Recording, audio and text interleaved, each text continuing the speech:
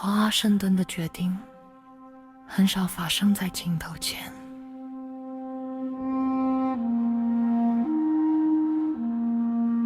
当外界看到声明、简报或社群平台上的一句话，真正的决策往往早已完成。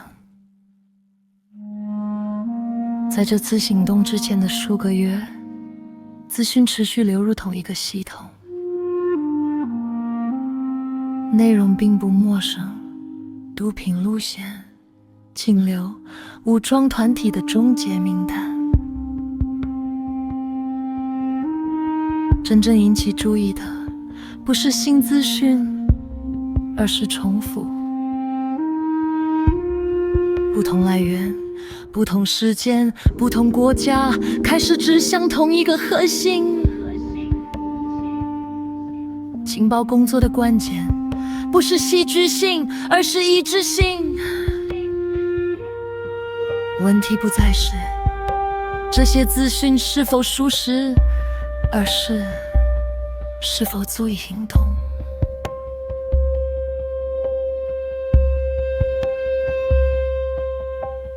某位参与讨论的人后来形容，那不是一个瞬间的决定，而是一种逐渐倾斜的重量感。没有转折点，只有越来越难维持的精致。在那样的状态下，不行动，而是已成了一种选择。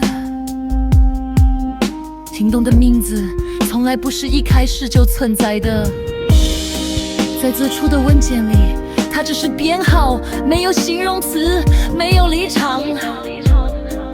但随着计划逐渐成型，语言开始出现。语言不是用来描述，而是用来稳定。当某件事被命名，它就开始变得可被接受。执法行动与军事行动之间的差别，不只在于工具，而在于谁被允许质疑。当语言向某一侧倾斜，其他选项便逐渐失去重量。绝对决心听起来不像一个可以反对的词。名字确定之后，时间被锁定，部队被配置，外交语言开始准备。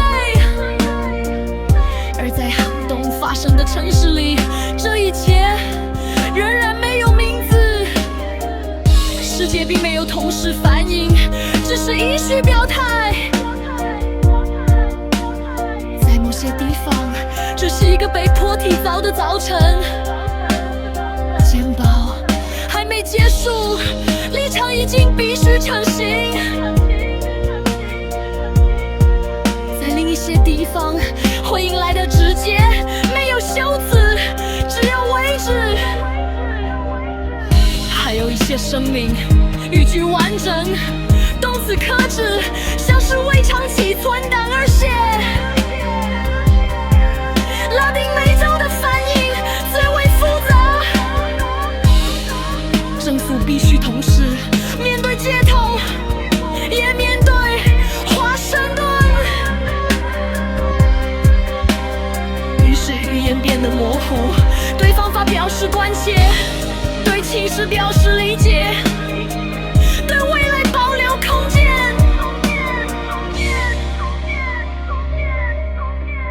国际组织的声音来得更晚。当声明发布时，多数国家已经完成第一轮选编。时间没有达成共识，它只是各自确认了立场。